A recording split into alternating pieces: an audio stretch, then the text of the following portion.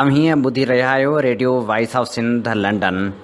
Programme पेश कजे थो ख़बरुनि जी दुनिया। 1 जून 2022 अरबा जे ॾींहुं प्रोग्राम ख़बरुनि जी दुनिया साण करे आऊं अव्हां जी ख़िदमत में हाज़ुर अव्हां जो पंहिंजो मेज़बान हबीब लगारी। सभ खां पहिरियां अव्हां जी ख़िदमत में पेश करियूं था ख़ासि ख़बरूं। मुफ़्कर आज़म रहबर सिंध साईं जीएम सैद जी वरसी मल्हाइण वारे केस में सूर्या सिंधी ऐं ॿियनि जी ज़मानत मंज़ूर। हैदराबाद में इंसानी हक़नि लाइ जाखोड़ींदड़ लाला अब्दुल हलीम शेख जी यादि में मेड़ाको भेटा पेश। सिंध में पाणी जी खोट बरक़रार, मुख़्तलिफ़ शहरनि में पाणी जे बहिरान ख़िलाफ़ एहतिजाजी मुज़ाहिरा करे पाणी ॾियण जी घुर कई वई। कंडियारो भरिसां हथियारबंदनि नौजवान खे गोलियूं हणी क़तल करे छॾियो।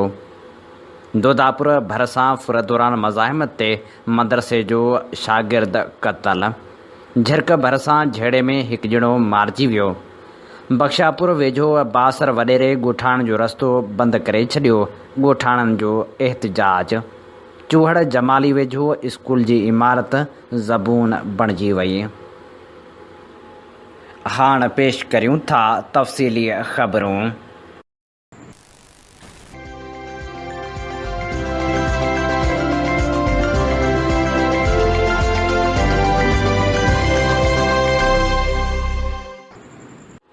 हैदराबाद जी दहशतगर्दी जे अंत वारी अदालत सिंध जे क़ौमी रहबर साईं जीएम सैद जी वरसी मल्हाइण जे केस में जीए सिंध तहरीक जे मरकज़ी जनरल सेक्रेटरी सूर्या सिंधी, अनवर बुर्दी, जसकम शहदादपुर जे अॻुवाण वज़ीर कलोड़ो, जसकम आरिसर ख़ैरपुर जे अॻुवाण रहमतुल्लाह शर जी 50,000 रुपयनि एवज़ ज़मानत 6 जून 2022 ताईं मंज़ूर करे वरिती। जॾहिं त केस जी पैरवी एडवोकेट मोहब आज़ाद ऐं सरमद चांडियो कई, उन मौक़े ते क़ौमी दानिश्वर अदीब ताज जोयो समेत केतिरा ई क़ौमी कारकुन पिणु मौजूदु हुआ। इंसानी हक़नि लाइ जाखोड़ींदड़ अॻुवाणनि, सहाफ़ियुनि, वकीलनि ऐं समाजी अॻुवाणनि लाला अब्दुल हलीम शेख खे आसमा जहांगीर ऐं IA रहमान जी जदोजहद जो सिपाही क़रार ॾींदे चयो आहे त मिसिंग पर्सन सां हिकु फ़र्द न पर पूरो ख़ानदान दाव ते हूंदो आहे। रियासती इदारा जॾहिं गैर आइनी ऐं गैर क़ानूनी कम कनि था त सभ खां वधीक नुक़सानु रियासत खे ई थिए थो। असांखे गॾिजी मिसिंग पर्सन, इंसानी हक़नि, आइन ऐं क़ानून जी पासदारी लाइ कमु करणु घुरिजे। Human rights commission of Pakistan Hyderabad chapter तरफ़ां इंसानी हक़नि लाइ जाखोड़ींदड़ समाजी कारकुन लाला अब्दुल हलीम शेख जी यादि में ताज़ियती रेफरेंस कोठायो वियो। उन मौक़े ते HRCP पाकिस्तान जी चेयरपर्सन असद इक़बाल भट्ट ख़िताब कंदे चयो त लाला खे कॾहिं बि कंहिं खां शिकायत कंदे न ॾिठो हो। हूअ बग़ैर कंहिं नस्ल रंग जे इंसानी हक़नि लाइ जाखोड़ींदड़ नज़र आयो। हुन चयो त असांखे हिक ॿिए सां राब्ते में रहणु घुरिजे। मिसिंग पर्सन सां पूरो ख़ानदान ज़हनी टार्चर में हूंदो आहे। असां सभिनी खे मिसिंग पर्सन लाइ गॾियल आवाज़ उथारणु घुरिजे। HRCP सिंध जे अॻुवाण काज़ी ख़िज़र चयो त 30 सालनि खां लाला खे इंसानी हक़नि लाइ जदोजहद कंदे ॾिठो। जॾहिं बि खेसि का ज़िम्मेवारी मिली त हुन ख़ुशी सां क़बूल कई। सिंधी अदबी संघ जे मरकज़ी सेक्रेटरी ताज जोयो चयो त लाला खे कॾहिं बि असां मायूस न ॾिठो।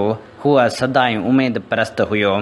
हैदराबाद यूनियन ऑफ जर्नलिस्ट जे सदर जयप्रकाश मुराणी चयो त लाला सहाफ़ी न हुजण बावजूदि बि सहाफ़ियुनि ख़िलाफ़ थींदड़ जदोजहद में सहाफ़ियुनि सां गॾु रहियो। हूअ HRCP ऐं सहाफ़ियुनि विच में पुल हुयो।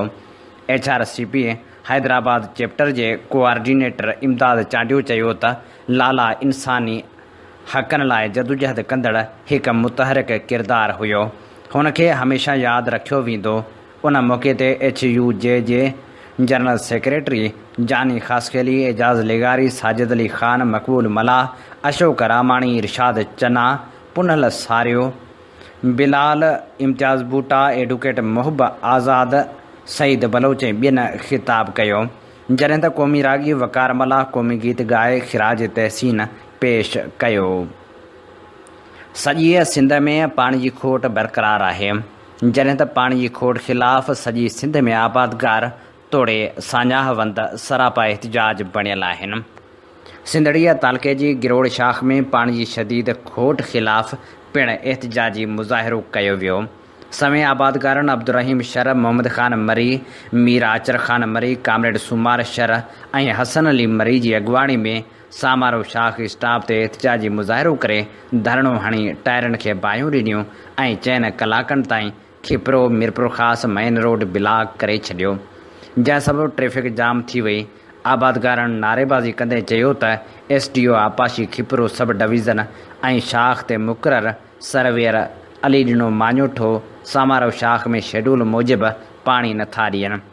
हर वारे शाख में पाणी छॾण लाइ लखें रुपया रिश्वत घुरी वञे थी, जेका असां वटि न हुजण सबबि हिन भेरे बि पाणी नाहे ॾिनो वियो, जंहिंजे करे महीने खां शाख बंदि आहे ऐं असांजो फसल सड़ी तबाह थी रहियो आहे।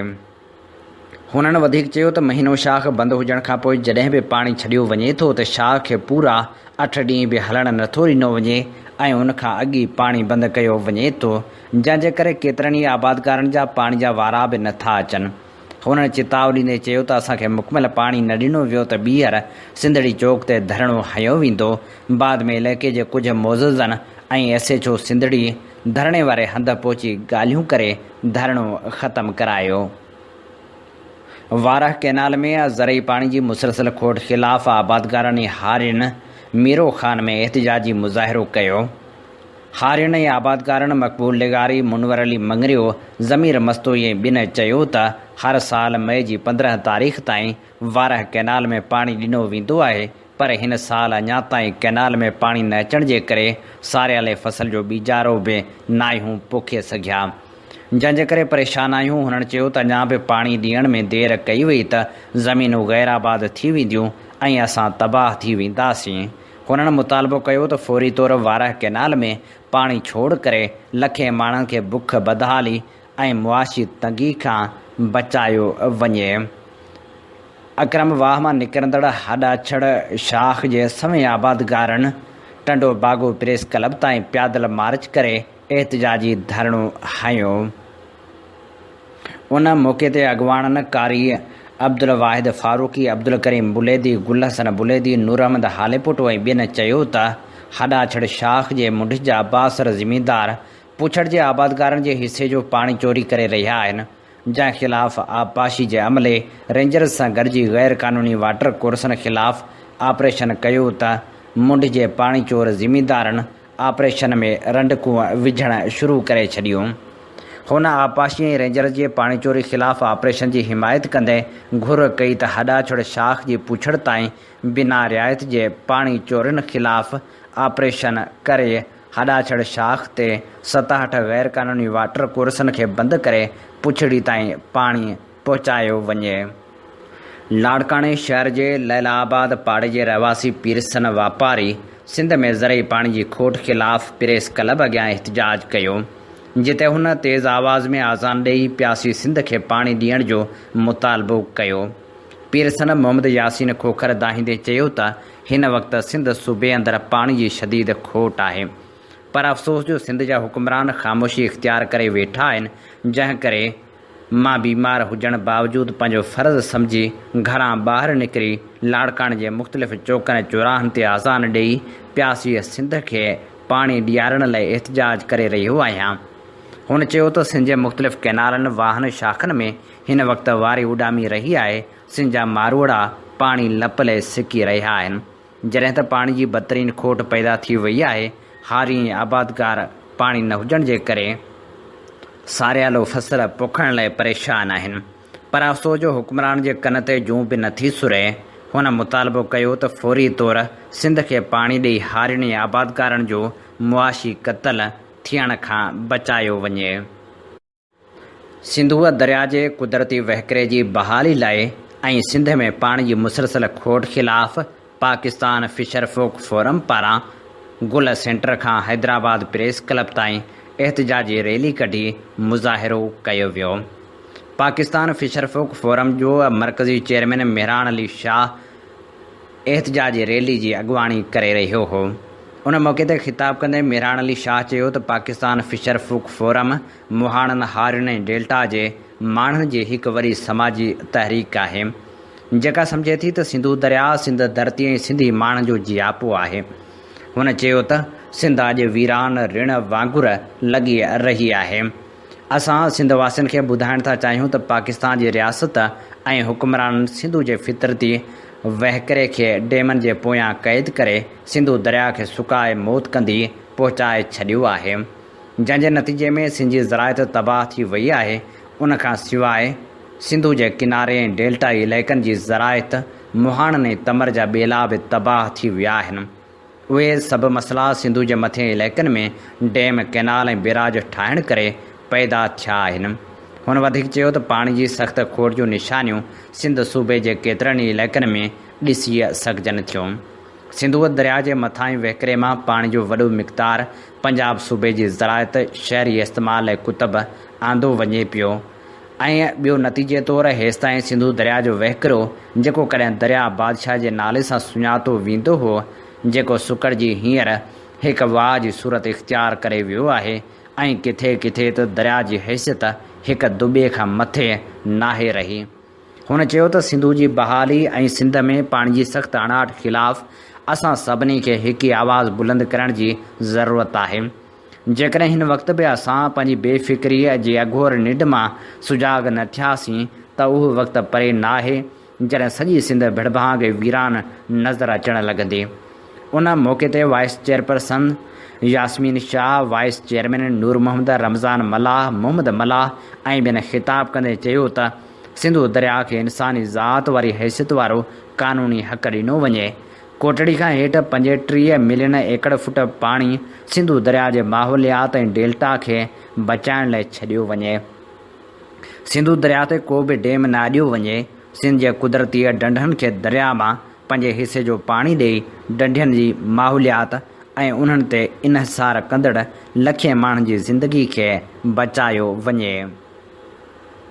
कंडियारो भरिसां बखरी थाणे जी हद ॻोठ मिस्री खान सामटियो में नामालूम हथियारबंदनि ज़मीन ते पाणी वहाइण लाइ वियल नौजवान साहबनि सामटियो खे गोलियूं हणी क़तल करे छॾियो। जॾहिं त मक़तूल जे मामे बख़्तली सामटियो ॿुधायो त मुंहिंजो भाणिज ज़मीन ते पाणी वहाइण लाइ वियल हो त हथियारबंदनि हमिलो करे खेसि क़तल करे छॾियो। असां सां वॾो ज़ुल्म थियो आहे। जवाबदारनि खे गिरफ़्तार करे सख़्त सज़ा ॾिनी वञे। दोदापुर वेझो हथियारबंदनि मोटरसाइकिल फुर दौरान मज़ाहिमत ते मदरसे में पढ़ंदड़ हाफ़िज़ खे गोलियूं हणी क़तल करे छॾियो।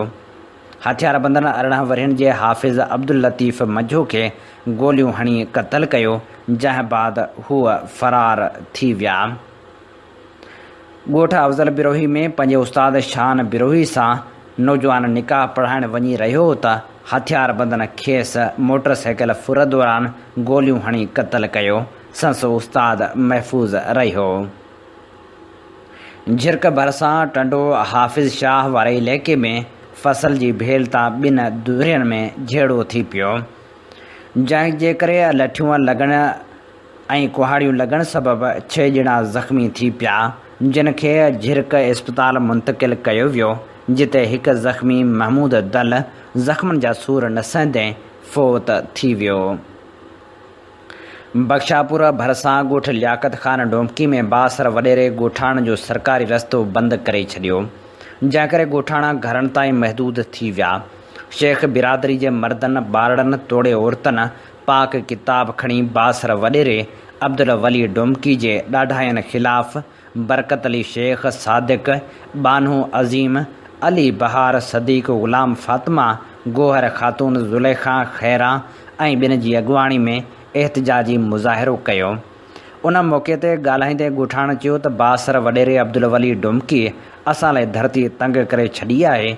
असां मिसकीन माण्हू बनी ते हारपो करे पंहिंजनि मासूम बचड़नि जो पेट पाले गुज़र सफ़र कंदा आहियूं। असगर अली शेख ॿारनि जे इलाज लाइ ॻोठ खां बख्शापुर इस्पताल वञी रहियो हो त बासर वॾेरे रस्ते में बीहारे संस मथां तशदुद करे मोटरसाइकिल खसे धमकी ॾिनी त ॿीहर उन रस्ते तां न अचिजो, न त ॿी सूरत में अव्हांखे घणो कुझु भोगणो पवंदो। हुननि वधीक चयो त बासर वॾेरे ज़ुल्म जी इंतिहा करे छॾी आहे, जंहिंजे करे असीं पंहिंजनि घरनि में पाण खे गैर महफ़ूज़ सम्झूं था। हुननि मुतालबो कयो त बासर वॾेरे ख़िलाफ़ कार्रवाई करे मोटरसाइकिल वापसि ॾियारे इंसाफ़ ऐं तहफ़ुज़ फ़राहम कयो वञे। चूहड़ जमाली भरिसां यूसीअ गोगाणीअ जे ॻोठ सूमरो जे प्राइमरी स्कूल जी 2006 में तइमीर थियल इमारत हंधा टुटी ज़बून हाल बणिजी वई आहे। जॾहिं त स्कूल में फर्नीचर जी खोट हुजण करे शागिर्द ऐं शागिर्दियाणियूं पट ते वेही तालीम पिराइण ते मजबूर आहिनि। इन सिलसिले में ॻोठाणनि ऐं शागिर्दनि पारां मलिक अहमद सूमरो, मोहम्मद यूसुफ सूमरो, मोहम्मद हनीफ़ ऐं स्कूल जे उस्ताद ग़ुलाम कादर जी अॻुवाणी में एहतजाज कयो वियो। ॻोठाणनि ॿुधायो त हिन स्कूल जे हिकु कमरे में 100 जे लॻभॻि ॿारड़ा तालीम पिराइनि था। फर्नीचर न हुजण करे नियाणियुनि तोड़े ॿारनि खे पट ते वेही पढ़णो पवे थो। हुननि वधीक चयो त असांखे डपु आहे त किथे इमारत किरी न पवे ऐं असांजा मासूम ॿारड़ा अजल जो शिकार न बणिजी वञनि। हुननि ॿुधायो त असां केतिरा ई भेरा तक जे चूंडियल नुमाइंदनि तोड़े लाॻापियल ऑफिसरनि खे इतला कयो आहे, पर को बि ध्यानु नथो ॾिनो वञे। असांजे ॿारनि जूं ज़िंदगियूं दाव ते लॻल आहिनि। हुननि मुतालबो कयो त फौरी स्कूल जी इमारत तइमीर कराई वञे। लाड़काणे जे इलाहाबाद पाड़े जे रहवासी पीरसन जोड़े बासरनि जे ज़्यादतियुनि ख़िलाफ़ प्रेस क्लब अॻियां एहतजाज कयो।